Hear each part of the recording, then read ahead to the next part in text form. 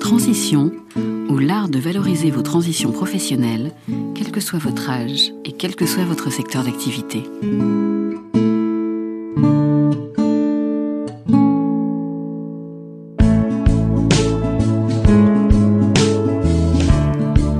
Amis auditeurs, bonjour. Je suis Mireille Garola et nous parlons aujourd'hui de transition professionnelle. Je vous donne rendez-vous à 14h, chaque 4e mardi du mois, pour notre rendez-vous mensuel.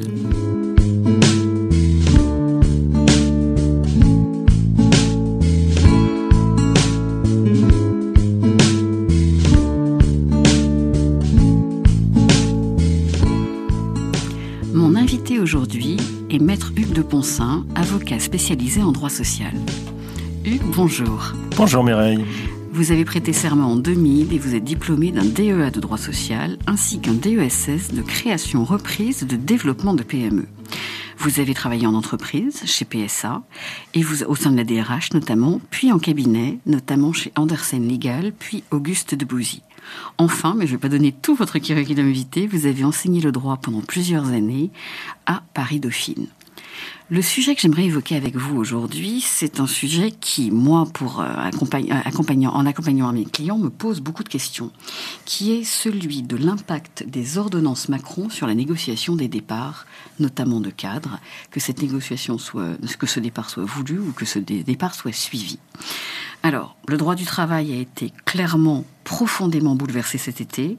Quand vous m'avez expliqué comment il avait été bouleversé, vous m'avez parlé de procédure de licenciement, vous m'avez parlé des organes de représentation des salariés, des accords d'entreprise et du télétravail. Tout n'est pas encore en place. Vous m'avez dit aussi qu'il y avait probablement une vingtaine d'ordonnances ou de décrets d'application qui allaient être passés jusqu'au 31 décembre. Pour autant, j'ai cru comprendre qu'il y avait quelques mesures qui étaient déjà en place et qu'elles concernaient notamment l'indemnisation des départs. Est-ce que vous pourriez peut-être nous en dire un petit peu plus sur le sujet ? Eh bien, écoutez, merci beaucoup de me recevoir. Oui, tout d'abord, pour revenir sur le contexte, effectivement, ces ordonnances bouleversent le Code du travail. Pour la faire schématiquement, c'est 150 pages d'ordonnances qui vont donner lieu à plusieurs dizaines de décrets d'application qui vont être publiés d'ici le 31 décembre 2017. Donc c'est beaucoup de pans du Code du travail qui vont être modifiés. Vous l'avez dit, au niveau individuel, sur la sortie des salariés, notamment sur ce plafonnement des indemnités prud'homales que vous évoquez, et effectivement sur l'organisation également des institutions représentatives du personnel, le compte de pénibilité, le télétravail, et j'en passe, et des meilleurs. Alors, sur le sujet, donc la sortie. La sortie, oui. Ce qui est le sujet probablement le plus anxiogène pour le salarié, voilà. Surtout à la veille des fêtes. Exactement. Alors, vous avez raison de poser la question maintenant, parce que c'est une des mesures qui est déjà entrée en application, celle du plafonnement des indemnités prud'homales. Est-ce que vous pouvez juste nous le rappeler, parce que tout le monde n'a pas forcément suivi. Exactement. Alors, de façon très synthétique, pour les entreprises de 11 salariés ou plus, lorsque le salarié avait plus de 2 ans d'ancienneté, lorsque le licenciement était sans cause réelle et sérieuse, il avait droit à une indemnité, s'il gagnait au prud'homme, d'au moins 6 mois. Donc au moins. C'était 6 mois. Voilà, exactement. Et plus. Donc il était assuré, si le licenciement encore une fois était reconnu sans cause réelle et sérieuse, d'avoir au moins 6 mois. Donc ces 6 mois, ça peut être 8, 10, 12, voire plus. Et notamment, il y a certaines années où les tribunaux étaient assez généreux et ça pouvait être largement plus que 12 mois.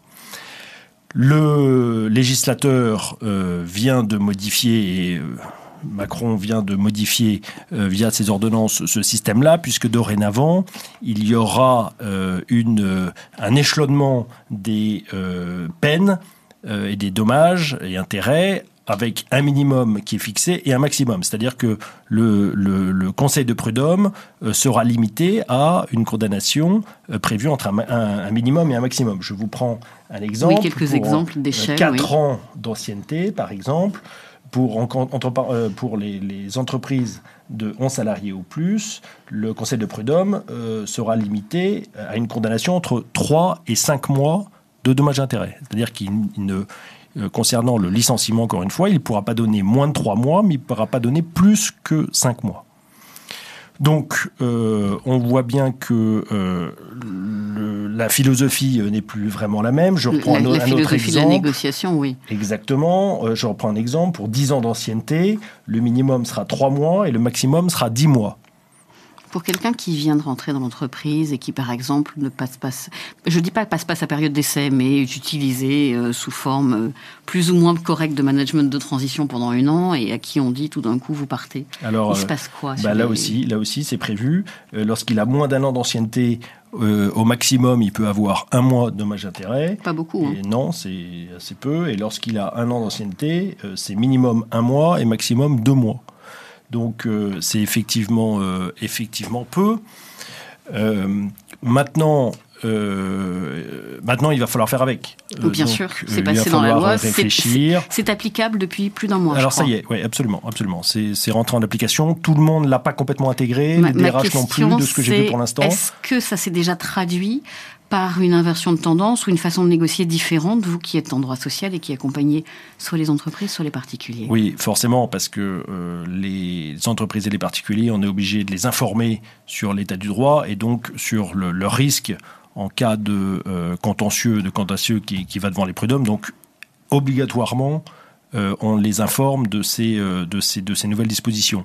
Donc, naturellement, si les négociateurs sont tous les deux au courant de l'entrée en application de ces nouvelles règles, forcément... Déjà, la façon de fonctionner le jeu va être différent. Bien sûr. Alors, ce qui est assez curieux, c'est que là, je traite quelques dossiers en ce moment, tout récent, et en fait, manifestement, c'est assez amusant. Les parties font pas du tout application de ces règles-là, et on est sur on reste encore habitué à des nouvelles règles et des montants qui sont beaucoup plus importants. Au montant qui était mon studio à la montagne et ma résidence à la mer, oui, c'est un peu. Et alors, qu'est-ce qui se passe du coup? Est-ce que les gens peuvent donner plus? Est-ce que du coup, le maximum prud'homal fait que, non appliqué encore maintenant dans les faits, fait que les gens continuent à négocier sur les anciens montants? Comment ça se joue? Alors, je vous dis, pour l'instant, c'est vrai, il y a une partie qui ignore que c'est rentré. Enfin, il y a beaucoup de gens qui ignorent que ces dispositions sont rentrées en application. Donc, c'est de la négociation qui reste large. Exactement, c'est de la négociation qui reste large. Maintenant, il y a ce risque prud'homal qu'il faut prendre en compte. Il y a également d'autres éléments à prendre en compte, et notamment côté employeur.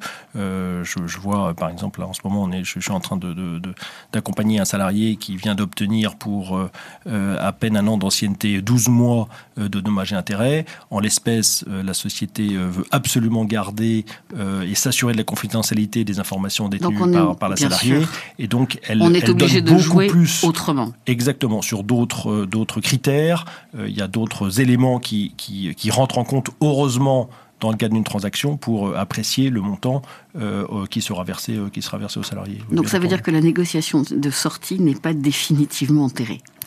Non, elle n'est pas définitivement enterrée. Alors attention qu'on est sur un barème qui concerne, encore une fois, le licenciement sans cause réelle et sérieuse.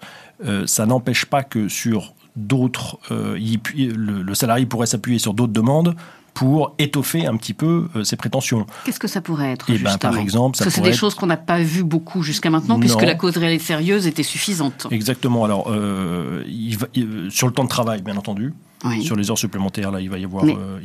Sur les cadres, un peu moins, ça sera. Sur les cadres, un peu moins, ou en tout cas, il va falloir être un petit peu plus fin sur l'approche pour pouvoir. Et sur la façon des jours travaillés. Pour pouvoir les demander, mais il ne faut pas sous-estimer l'imagination des avocats et des magistrats pour pouvoir, un petit peu agrandir et trouver d'autres pans de condamnation. Donc vous pensiez au temps de travail, vous évoquiez d'autres choses également? Oui, alors il y aura d'autres préjudices, c'est-à dire que on peut aussi... Préjudice d'image éventuellement, par exemple, sur un cadre ou un dirigeant, ça peut être important. Exactement, il est d'autant plus important qu'il est bien présenté et qu'il est bien prouvé. Ce sont des demandes qui habituellement, effectivement, n'étaient pas présentées parce que on rassemblait tout dans une cause réelle et sérieuse. De tout dans une cause réelle et sérieuse. Là, c'est tout à fait possible de faire cette demande-là. Je pense également au préjudice moral, puisque clairement, en cas de sortie vexatoire, difficile, on peut également prouver un préjudice moral. Tout ce qui est atteinte également à la santé. Et puis, il y a cette obligation aussi qu'on a tendance aussi à un petit peu oublier, c'est cette obligation d'adaptation du poste du salarié qui repose sur l'employeur. Et très souvent, on a... c'est le vieil hydre de je ne fais rien, mais c'est de votre faute, ou etc. Voilà, c'est un petit peu ça. Et donc, on se retrouve avec un salarié quelquefois qui sort. Et c'est vrai qu'il se retrouve parce qu'il y a une évolution de la technologie, des manières de travailler. Et ils se sont un peu inadaptés par rapport aux nouvelles formes de travail. Et il ne faut pas oublier qu'ils reposent sur l'entreprise, cette lourde responsabilité qui est celle d'adapter la connaissance des salariés aux nouvelles technologies. Comment est-ce que vous joueriez aujourd'hui, par exemple, une entreprise qui débauche quelqu'un, qui l'utilise pendant 1 an, 18 mois, et qui tout d'un coup dit finalement j'en veux plus, sachant qu'il a quitté une entreprise dans laquelle il était depuis plus longtemps, sur quel levier vous joueriez dans les nouvelles lois ? Alors là, c'est effectivement ce cas de figure. C'est le caillou dans la chaussure, celui-là en général. Exactement. Et puis le pauvre, il est très desservi par ce barème prud'homal, puisque s'il a que moins d'1 an ou 1 an d'ancienneté au maximum, il peut avoir 1 ou 2 mois de dommages et intérêts. Donc il va falloir effectivement être assez inventif. Pour, c'est ce qu'on disait tout à l'heure, essayer de trouver d'autres préjudices qui sont pas directement liés à la rupture du contrat de travail, mais qui font que il y a un manque à gagner à long terme. Peut-être en matière de rémunération, peut-être effectivement en matière d'image, peut-être en matière de progression de carrière. On peut également regarder sur le préjudice retraite également à long terme. Il y a peut-être des petites choses à creuser là-dessus. Après c'est au cas par cas à essayer d'adapter effectivement ces demandes complémentaires au cas qui nous est présenté. Donc il va y avoir une nouvelle façon de revoir la négociation et une nouvelle façon de revoir le droit, en tout cas pour la sortie. Oui, il va y avoir une nouvelle manière d'aborder les sujets et puis surtout d'identifier le risque. Je pense qu'il va y avoir une nouvelle... on va pas quantifier de la même manière le risque. Et peut-être qu'on va un peu déplacer le débat sur d'autres préjudices que la seule cause réelle et sérieuse du licenciement. Est-ce que ça veut dire, en schématisant de façon peut-être un peu brutale, que la situation d'entrée en négo du salarié se retrouve fragilisée par la mesure ? J'ai envie de dire oui, ça c'est assez clair. À partir du moment où il n'y a plus cet aléa comme il y avait autrefois, de la grosse condamnation au prud'homme, comme on voyait avec, c'est vrai, parfois certains salariés qui avaient peu d'ancienneté, en tout cas moins de 5 ans, et qui se retrouvaient avec des mois et des mois exactement de dommages et intérêts accordés par les conseils de prud'homme. Il y aura moins cette peur. Il y aura moins cette peur, et j'ai même envie d'aller plus loin, c'est-à-dire que lorsque on fixe un barème, par exemple, je revenais tout à l'heure sur celui qui a 4 ans d'ancienneté, on est entre 3 et 5 mois de dommages et intérêts, j'ai envie de dire assez rapidement, 3 et 5 ça fait 4. Tout le monde va dire tout le monde va être donné à 4 mois. Voilà, exactement. Tout le monde va se retrouver sur un juste milieu, et le juste milieu sur le licenciement sans cause réelle et sérieuse, c'est 4 mois. Donc ça devrait désengorger probablement les prud'hommes. Oui, ça va désengorger. Alors ça pose un autre problème qui est celui du délai de carence Pôle emploi. Oh oui. C'est-à-dire que le délai de carence Pôle emploi, alors il y a eu un changement au 1er octobre 2017, on est passé pour les cadres de 6 mois à 5 mois. Ce qui veut dire que, en fait, pour toutes les sommes qui sont accordées, par exemple dans le cadre d'une transaction, mais toutes les sommes qui sont accordées au-delà de l'indemnité légale minimum de licenciement, elles donnent lieu à un calcul, et ce calcul donne lieu à un certain nombre de jours qui correspondent à un délai de carence, c'est-à-dire un délai pendant lequel le Pôle emploi ne couvre pas et ne paye pas de prestations aux salariés. C'est-à-dire que vous pouvez vous retrouver, par exemple, avec 4 mois de dommages et intérêts accordés puisque par la nouvelle loi issue de la des ordonnances réfléchie en fonction des ordonnances Macron pour celui qui a 4 ans d'ancienneté, et du coup perdre 4 mois d'affiliation au Pôle emploi. Donc ça aussi, ça fait réfléchir.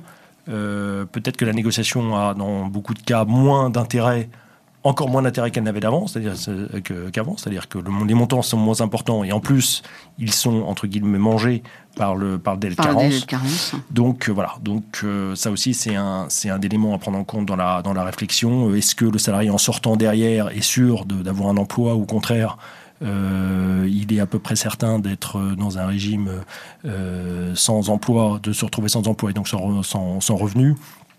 C'est tout ça qu'il faut apprécier au moment de la négociation pour savoir même si c'est intéressant ou pas de négocier. Donc ce que je vous propose, c'est de voir Macron sur la négociation de votre départ. Mon invité est Hugues de Poncin, avocat en droit social. Alors, Hugues, nous avons parlé des difficultés qui auraient probablement lieu à partir dès ce mois-ci pour négocier des sommes importantes lors du départ. Donc, et ça va être quelque chose de complexifié. Ma question est, de quelle façon ça va impacter d'abord une population que je connais bien, parce que je la vois tous les jours, et qui peut avoir très peur, qui sont les 45, 50 et 55. Ça, c'est ma première question. Et la deuxième, c'est quels sont le type de mesures que toute personne, à la limite, même pas juste cette population, devra avoir en tête lors de l'entrée dans une entreprise et lors de la négociation de son contrat, puisque si on ne peut plus négocier en sortant, peut-être qu'il y a des choses qu'il faut négocier à l'entrée. Mais ma première question, c'est est-ce qu'on doit s'attendre à des mouvements de masse sur les licenciements des dits seniors ? Alors, c'est intéressant votre question parce que le débat en fait, des ordonnances Macron au départ était est-ce que les ordonnances Macron vont créer de l'emploi ? C'était ça le grand débat posé, la question posée aux législateurs. Et la réponse, je vous la donne tout de suite, jamais une réforme du Code du travail n'a créé des emplois. Ah, dommage. Bon, là, c'est... Donc, c'est comme ça. Maintenant, encore une fois, il faut faire avec. Alors, la position des 45 ans. Le problème, le 45 ans, c'est que moins flexible que 20 ans, travaillant moins d'heures, et puis surtout plus cher, et puis voilà. La ramenant un peu parce qu'ayant pas envie de faire tout et n'importe quoi, quel que soit le prix. Voilà, exactement. C'est-à-dire que les 45 ans, alors c'est une population qui, comme vous dites, a de l'expérience, est plus payée, et puis c'est une population qui va devoir travailler plus longtemps.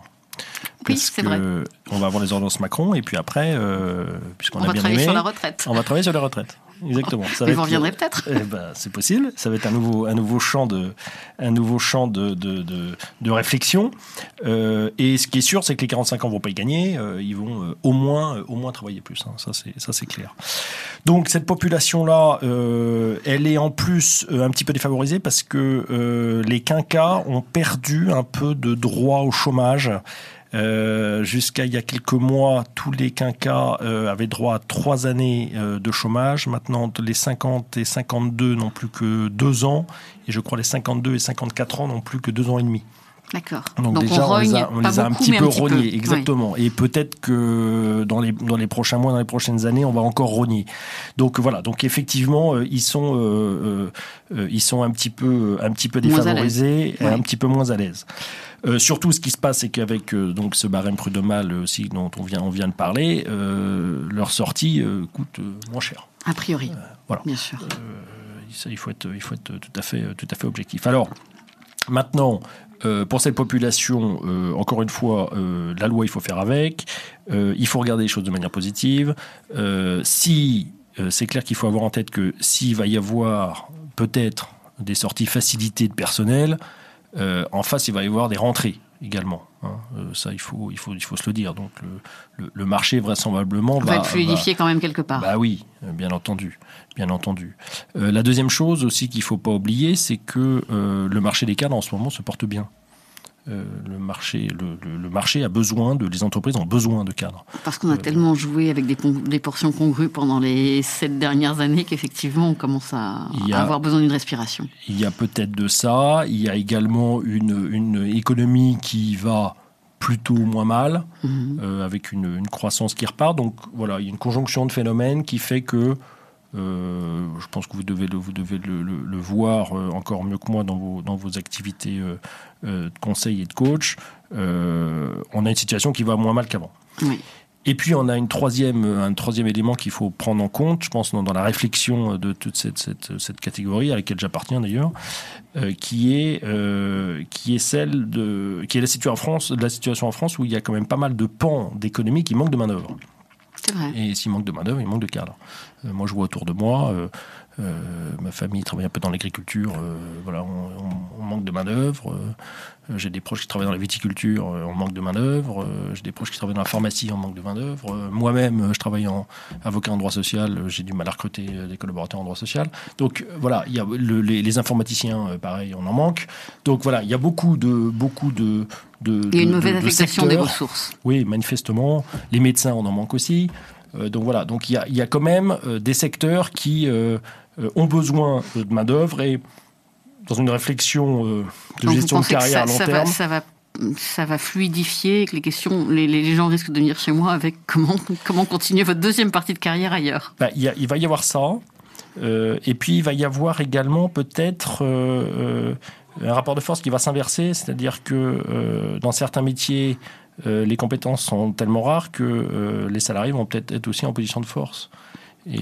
Et dans la négociation et les discussions avec les futurs employeurs, peut-être, en fait, la solution, ça va être quels outils les sociétés vont être obligées de mettre en trouver place pour et de mettre en œuvre pour attirer et garder cette population. Parce qu'en fait, il y a même deux phases. Hein. Il y a la phase de attirer, les faire venir, et puis ensuite les garder. Bien sûr, parce que... Et oui, parce qu'on connaît des sociétés aussi, voilà, qui ont recruté beaucoup, et puis en fait, ils sont face à un afflux de demandes de démission, de ruptures conventionnelles la plupart du temps. Et la rupture conventionnelle, en fait, du coup, les entreprises sont plutôt sur une politique de restreindre le nombre de ruptures conventionnelles plutôt que de les accorder. Donc, on a ce débat-là aussi, hein, qu'il faut pas oublier. Quels seraient les outils qu'on verrait réapparaître ou qu'on verrait plus apparaître ? C'est le Golden Parachute, c'est le Welcome Bonus, qu'est-ce que ça pourrait prendre comme forme et qu'est-ce qu'il faudrait faire attention à la fois pour le DRH et puis aussi surtout pour le quinquat ou le trentenaire qui dit je vais aller dans telle entreprise mais j'aimerais être un peu plus sûr que la durée de 3 ans qu'on a eue ces dernières années. Alors, c'est sûr que celui qui se fait débaucher, la première crainte qu'il doit quand même avoir, c'est celui de se retrouver, d'être débauché, puis se retrouver dehors au bout d'un mois, 2 mois, 3 mois, parce que on lui dit qu'il fait pas l'affaire. On lui dit qu'il fait pas l'affaire, soi-disant il n'est pas assez compétent, soi-disant la période d'essai se passe mal, et du coup il se retrouve dehors. Donc ça, cette situation, moi je pense qu'il faut la gérer, il faut la négocier. Ça peut passer par une demande de non-application de période d'essai. Moi, je le fais quelquefois en disant écoutez, non, là vous avez fait vos preuves, il n'y a aucune raison que ça ne marche pas. Oui, bien sûr. Moi, je prends un risque en venant vous rejoindre, donc non, je n'accepte pas de période d'essai. C'est la chose soft. Ça, c'est la chose soft, mais ça passe. Hein. L'argument peut tout à fait passer.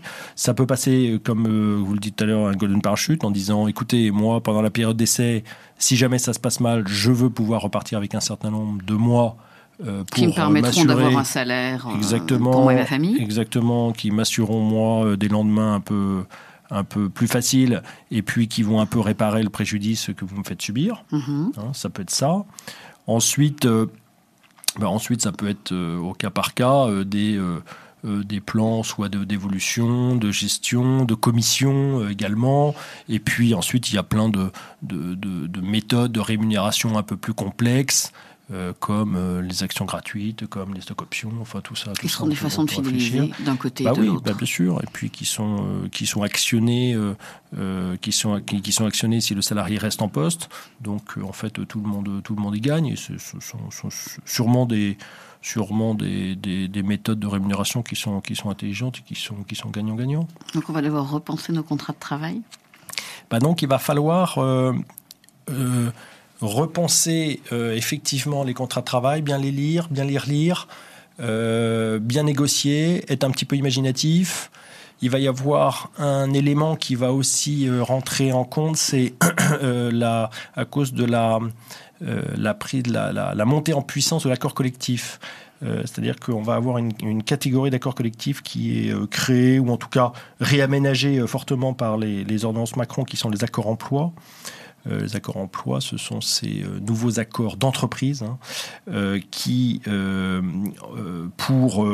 là, je cite le texte, pour au titre du bon fonctionnement de l'entreprise et en vue de développer ou maintenir l'emploi dans la société, permettront aux partenaires sociaux de négocier sur la rémunération, sur le temps de travail, sur également la mobilité géographique, et donner force à ces accords collectifs qui sera supérieure au contrat de travail.